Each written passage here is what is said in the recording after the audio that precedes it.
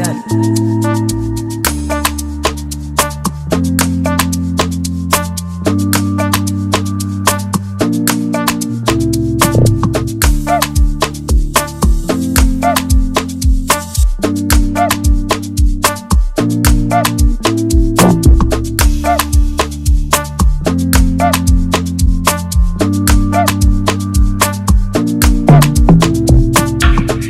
time you turn around, you got people at the electric company stealing the money. So when you go to pay your electric bill, you say, all right, I'm going to put 500 CDs on my electric bill today. 500 CDs, $50. That 500 CDs will last you for 3 days. Can you imagine? Because the people who is behind it is stealing the money. Then you have other issues, okay? We need to really get in. Okay. So I definitely don't agree with what she's saying. Electric is high. You want to say, I think it's even getting a little bit higher now, but nowhere near what she's saying. Like I said, I pay 800 to 1,000 gallon CDs, a month. So, you're looking at maybe $320 in 4 months for me. So I don't know where she's getting 3,000 from. She must be living in a factory, with an AC running all the time or something. I don't know, but I don't agree with that. That's over exaggerating, extreme. Well, let's get into it, because here we tell the truth, okay? You got people around you, all skin folks and kin folks. So you're going to have people around you that is going to steal from you, manipulate you, lie to you, cheat you, and you have to be prepared and ready for it. But the normal person that's coming from the West or coming from Europe, coming from Canada or whatever have you, is not coming over here with that mindset that this is a dog-eat-dog country. They're not coming over here. They thinking, oh, I'm going to live my best life. I'm going to live on the beach. I'm going to live good. I'm going to eat fufu, and we're going to turn up. No. You have other things to worry about. Like, for instance. Okay, so before she gets deeper into this, I say it's always advisable to know where you're going. Ghana is filled with people just like any other place, right? In America, you have people that are going to be scheming, pulling tricks on you. It's just different games. That's what it comes down to. America has the games that people play, the system that's put in place, and how it works against you or works for you, and people know how to navigate. So you're going to a different playing field. There are different rules and different ways people are playing over there, and you have to know that. Again, it comes down to paying people through consultations that will be able to explain these things, to you, and give you a heads up on things that you might encounter. Even when you move to Ghana, it's even when you're in the early stages, it's good.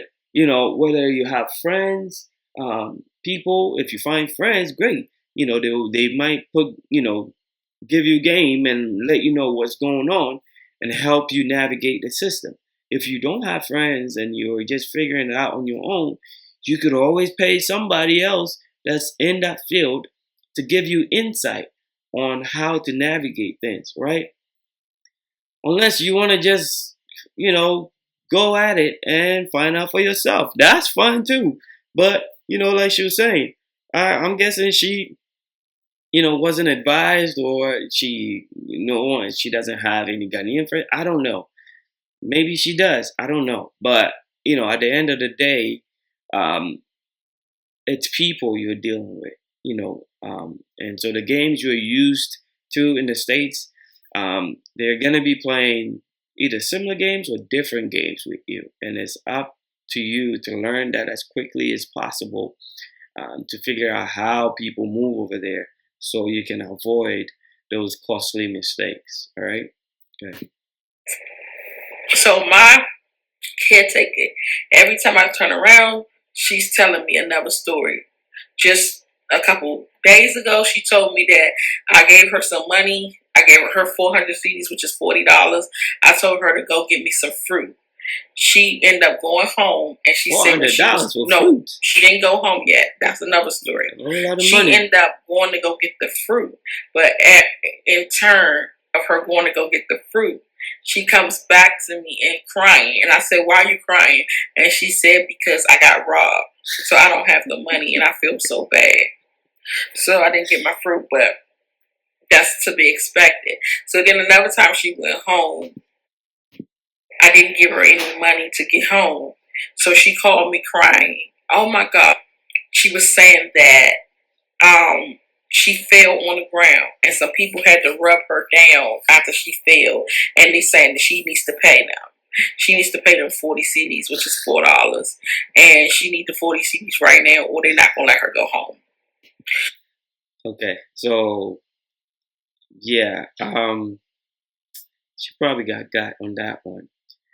Um, yeah, people make a lot of excuses. When you work in Ghana, it's not like the states where you hire people and they show up and you have 3 no call no shows, you were out. Um, the way things function in Ghana is different. Usually the excuses is my mom is sick, or my dad is sick, or my children, something.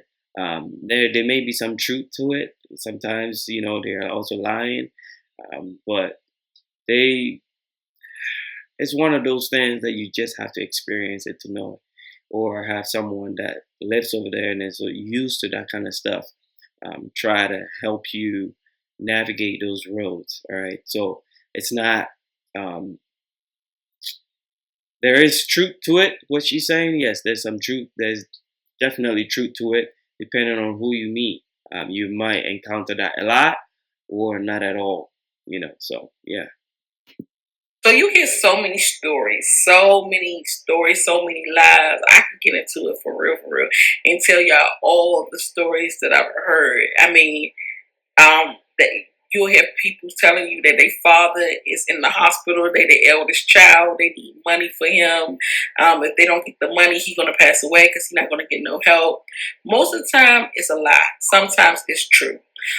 Because when you go to the hospital, when we talk about let's talk about emergency response. No ambulance is coming. If you see, Okay. So, while the ad goes on, there is ambulance. All right. So don't think you're not gonna get an ambulance in Ghana. It's just that they're slow. So it's faster to just call a taxi, and use that instead of waiting for the ambulance to show, or get in your own private vehicle and go into the hospital. So there are ways to get around that. There are ways people will help if you just call out to a neighbor or someone and ask for help. They'll call a taxi for you. If you are unable to. So there are ways to get around that. But the ambulance, they are slow. They're slow because there's a lot of traffic, that they have to get through, and there's not enough like you would have in the States, to help you navigate through the entire country. So depending on where you're at, there might even not be one available in that area, or it may be hours away from you. So again, it comes down to having all of that information, ahead of time before you make your purchases or you move somewhere. You can have people do the research for you. Go pay them, have them go out and search around and see, hey, is there hospitals, over here? Do they have ambulance? Is it a big hospital? Is it a small hospital? What kind of services that you'll be able to get from these hospitals? So yeah, especially if you're elderly and you have a lot of problems, from all the food America has fed you over the years. It's very important to go through that. Okay, all right.